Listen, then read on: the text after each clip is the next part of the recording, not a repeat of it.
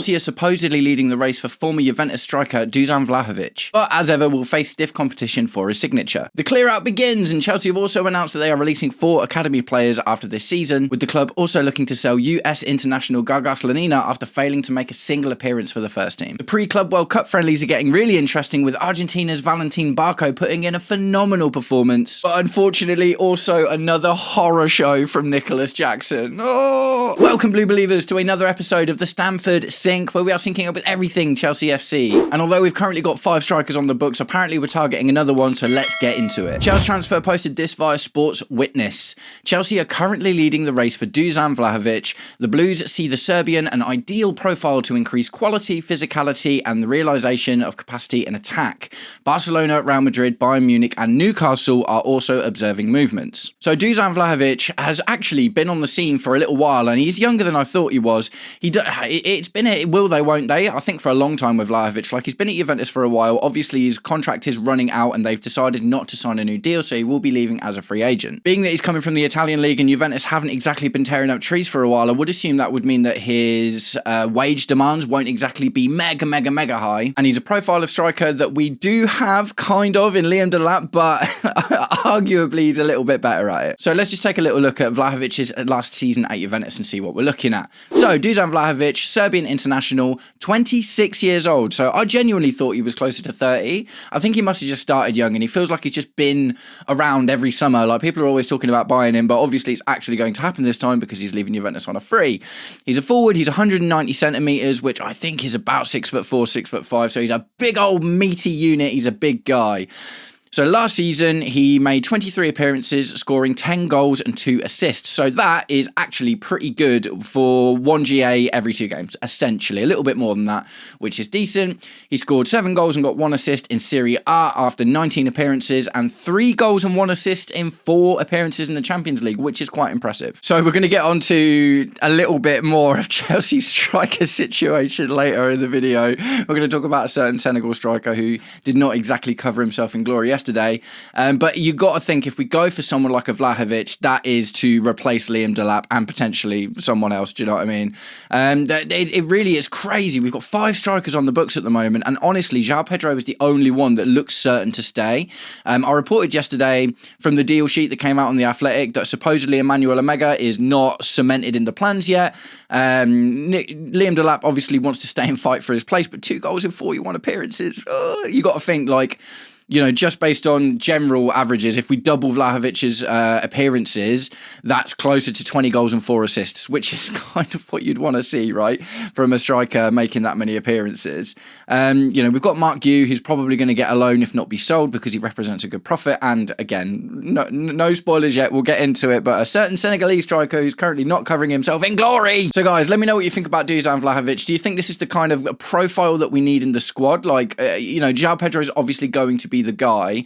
Do we need to get if we go in for more strikers and don't just stick with 3 of the 5 that we've already got on our books, do you think we need to get someone that's closer to João Pedro's profile in terms of a player that can facilitate something different rather than just being a number 9? Because Vlahovic 100% is more of an archetypal forward, much in the mould of what Liam Delap was supposed to be like. And guys, if you've made it this far into today's episode of the Stamford Sync, please do me the distinct honour of liking and sharing the video, subscribe to the channel, or just roast me in the comments, whatever gets you through your day. Right, so the clear out has begun in a very small sense, and let's get into that. Zar Kinsella posted this. Chelsea announced Brody Hughes, Richard Elise, who I think is the brother of Michael Elise, Sam Raksaki, and Jimmy Toriainen, sorry if I've murdered that, please let me know in the comments, will leave the club when their contracts expire on June the 30th. Raksaki and Toriainen played for the first team. So I do remember Raksaki and Torianen playing for the first team, actually. And again, this is a kind of a bitter pill to swallow, just in terms of we're going to lose them for nothing. Do you know what I mean? It's like, I understand the concept of, like, you know, we're talking about it with Tyreek George at the moment. Gets into the first team a bit, and then you can sell him on for some money, and the academy is going to be a source of income for the club going forward. It absolutely is. But to lose, I mean, Brody Hughes and Richard Elise, obviously we never saw, but we saw Raksaki and Jimmy, I'm just going to call him Jimmy, play for the first team. And ultimately, even from those first team appearances, they didn't manage to get any loans. They haven't managed to go out and raise their value, and we're just going to lose them on frees. So, you know, a little bit sad. Raksaki was a midfielder. I seem to remember him looking pretty good in general. but it's just not worked out for him. It's not massive news. This is, all Premier League squads, I think, will be announcing retain and let go lists in and around right now. So it's kind of good that what is good is these are the only players that we've got that have got to the end of their contracts and won't be renewing. We're not talking about any first teamers or, we're not talking about losing massive money for anyone. So I guess in the grand scheme of things, that is kind of a positive in itself, that these lists are normally quite long. And this year, it's actually quite a short list. So a weird backhanded thing there, but it is what it is. Other players looking to leave involve Gaga Slonina. Nazar Kinsella posted this: Chelsea are ready to sell Gabriel Slonina, and the one-time US international is exploring his options. The 22-year-old goalkeeper hasn't played a senior minute for the Blues since joining from Chicago Fire in 2022. So I've had a few chats about this guy recently because obviously, our goalkeeper situation has largely been driven by Robert Sanchez and Philip Jorgensen. But on the Chelsea first team, on the website, and often on the bench, we've got Gaga Slonina and Teddy Sharman-Lowe. I've done a few keep loan sells recently. I've done my own ones. I've done ones with guys on other channels and stuff. And whenever it gets to these two guys, my thing was always, I think Gaga Slonina is probably the one to sell. Teddy Sharman-Lowe maybe get a loan. Gaga Slonina, I think we bought him before we got Jordi Petrovic. And I don't even think he's managed any loan moves or anything. He just seems to have been in the background for this entire time, not even nearly threatening to get into the first team. So he's probably on an 8-year deal, I assume. It doesn't say how much we bought him for, but I can't imagine it'll be much. I wouldn't have thought, we're not going to make a massive loss on him or whatever. But I just, it's just one of those, isn't it? I've talked about this a little bit recently with the Blue Co model. One of the big issues with the Blue Co model from a fan perspective is we see all of these players come in, and what I think the Blue Co kind of thinking behind it is, for every 5 of these players that we bring in, 1 or 2 of them will come out good. And that generally seems to be what is happening. But ultimately what we get left with is a lot of Gaga Sloninas, a lot of David Datro Fofanas, and guys like this who, Caleb Wiley, and, I did a list about it the other day. And these guys just need to get shifted at this point. We need to bring down the amount of players that are in the squad because we're not in Europe. But also, I just think if these guys aren't getting loans, at least in their first couple of seasons, and they're just sticking around in the academy, then it's probably better just to shift them on. If we're buying people for the academy, he must have been 18 when we bought him in 22. Yeah, 18 years old when we bought him. He's 22 now, and he's never even gotten close to getting in the first team. So it just is what it is, isn't it? But I would like to see us stop doing this. If we're going to buy players, they need to at least be ready to go out on loan somewhere to instantly start developing. If we're buying players to bring into the academy, that seems fraught with danger. Let me know what you think about it in the comments. Right, we're going to move on to the World Cup friendlies, right? Because I'm going to do a video soon about all the Chelsea players that are representing their countries. Valentine Barco hasn't actually been announced for Chelsea yet, but he's already, left Strasbourg, and we've seen the here we go in that. So he's not been announced, but we're pretty sure it's happening. So we've got 2 midfielders representing the Argentina first team at the moment in the shape of Enzo Fernandez and Valentine Barco. Valentine Barco put in an unbelievable performance in one of the pre-World Cup friendlies where Argentina played Iceland, right? So Blue Co Extra had this to say about his performance assessment. Argentina manager Lionel Scaloni used Valentine Barco as the left-sided number 8 in a 4-4-2 against Iceland, and the versatile midfielder made a strong impact during his 45 minutes on the pitch.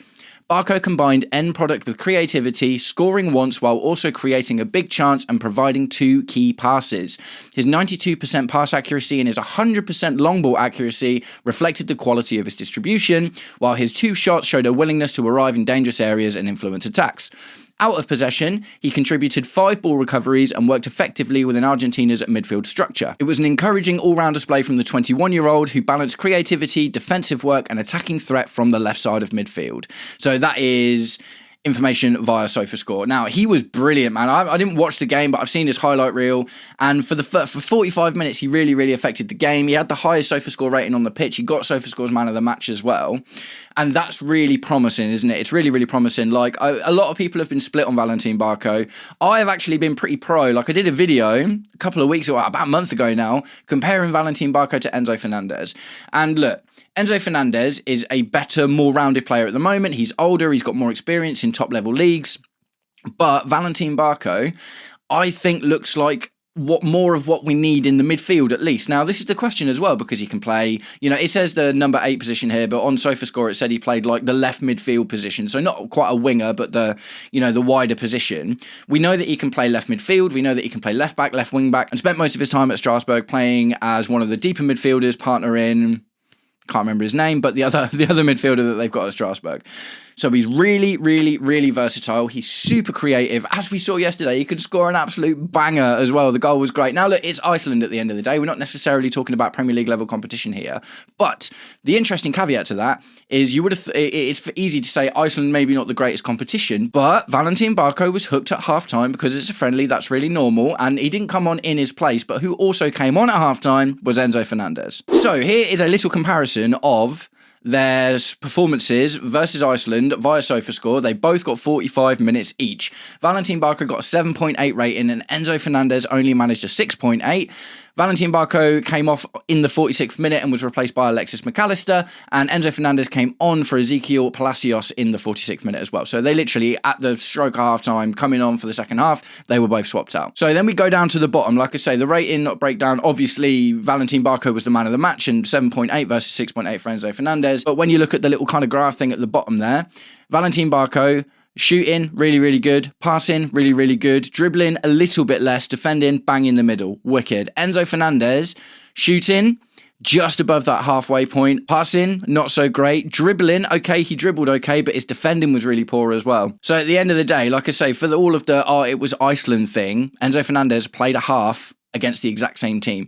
They ended up walking out 3-0 winners, but I just found it really, really interesting that, given half of the game to affect it in one way or the other, Valentine Barco was able to make a lot of contributions in attack and in defence, and Enzo Fernandez had the same amount of time and didn't manage to make anything happen. So, Valentine Barco looks like a baller. Really, really like that for us. He's super versatile. He gives me Mason Mount vibes, not in the way that he plays necessarily, but in the way that managers really like him. Mason Mount was like the teacher's pet for everyone, wasn't he? He was getting in the England team a lot. He was really favoured, obviously, under Frank Lampard. He was, really favoured. Thomas Tuchel absolutely loved him as well, often playing him on the wings and stuff, just because it's like you could rely on his work rate. I'm getting this similar kind of vibe from Valentine Barco because he's versatile and because he's obviously quite dogged and really passionate just about getting involved in the game in general, including the defensive stuff. I've got this feeling that we might see him play a few different positions, maybe the same, not exactly the same kind of way, but you know how Enzo Maresca loved Malagusto, and he was like, Malagusto, today you're an 8, you're a shadow striker, you're a left winger, you're a right back, you're a everything.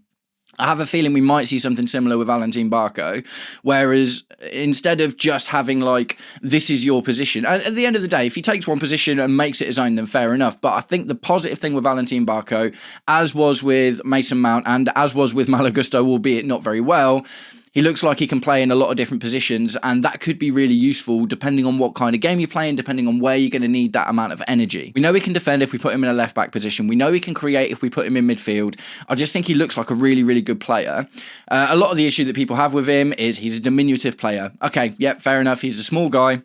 But at the end of the day, Marco Correa was a small guy and it never really affected him. So it's only one game and we'll see what happens, but I will be watching Argentina with a lot more interest during the World Cup to see if you got to think this has put Valentine Barco in the Argentina manager's sights now, and it's like, right, okay, obviously brought him along in the first place. He got the start today. Enzo Fernandez got brought on for the second half, but it's going to be really interesting to see how well Valentine Barco performs in the World Cup. So that's enough about waxing lyrical about Valentine Barco, and finally we are going to move on to Senegal and Nicholas Jackson. Nicholas Jackson's done me dirty here, man. And not just me, like a lot of Chelsea fans. I have been, I know one guy already who's going to be in my comment section ripping me for this one, man. And fair play, man, fair play.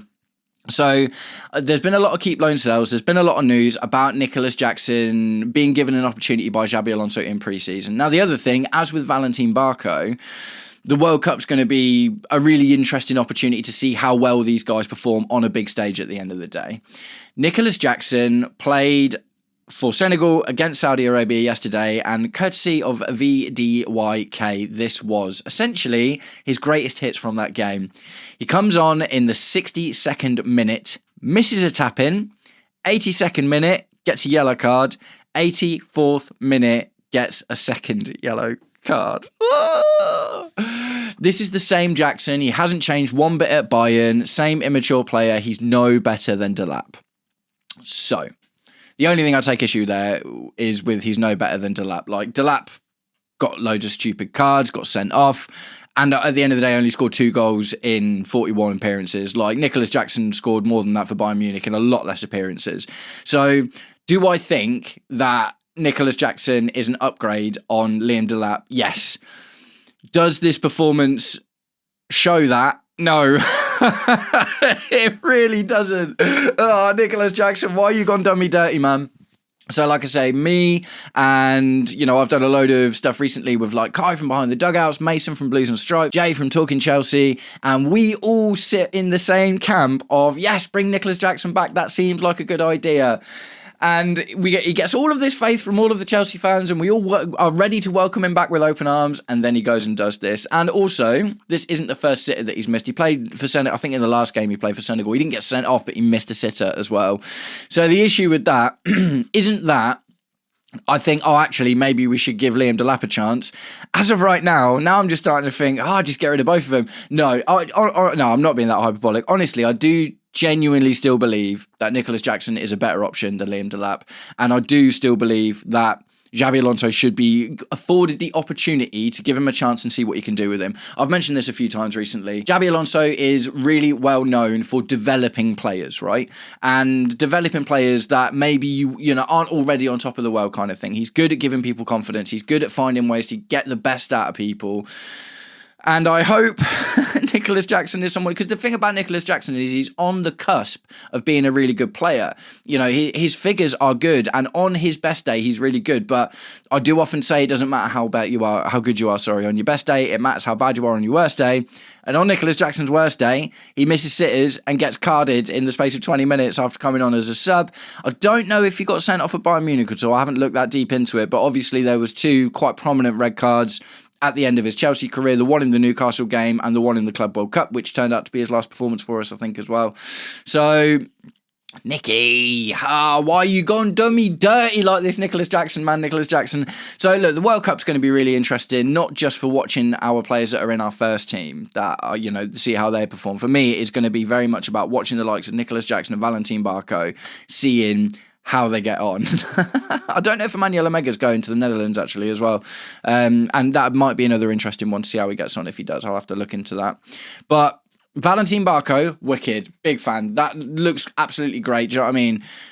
And Nicholas Jackson, Nicky, he's gone and done us dirty, man. He's gone and done us dirty. So, guys, that's it. I'm going to wrap the video up there. I'm thinking about bringing out a second one later today, depending on the news. But first things first, I want to know what you think about everything that we've talked about today.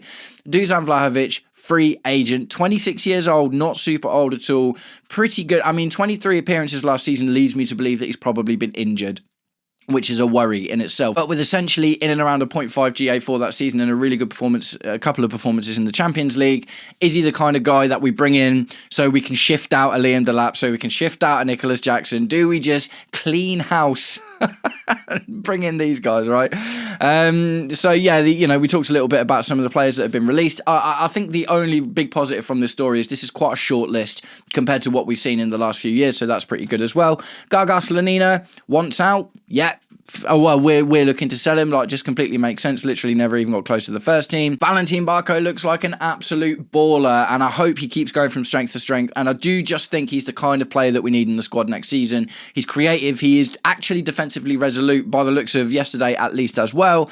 Albeit the Premier League is a different animal, but Enzo, like I said, Enzo Fernandez played in the same game, and apart from his dribbling stats, everything else was worse than Valentine Barco. So I do find that quite interesting. And Nicholas Jackson, look, I think it's perfect, man. Is it? Oh, mate, I'm ready, mate. I'm ready. Go for it, man. Go for it. Look, at the end of the day, it's a long summer. I am willing to give, at the end of it, like I say, if Nicholas Jackson plays like this every single time he gets on the pitch for Senegal, Xabi Alonso will be watching, right? That's the thing. And his decision might be made for him even before he gets a chance to come back to the club. But if he can turn it around, pick it up, whatever, please do. Because, at the end of the day, the idea of Nicholas Jackson on a good day is that, yes, he can play at the number 9. He can also play at left wing, which he did a little bit for Bayern Munich as well. He's a versatile player. It means we wouldn't have to spend any money. You can almost guarantee that he's going to get some goals in the Premier League, probably more than 2 in 41 appearances. But if he keeps playing like this, he's just not even going to get into pre-season, is he? Let's be completely honest. Nice one, guys. I'm going to wrap it up there. Thank you very much for sticking around until the end of the video if you did, and I'll catch up with you all very, very soon. Take it easy. Peace.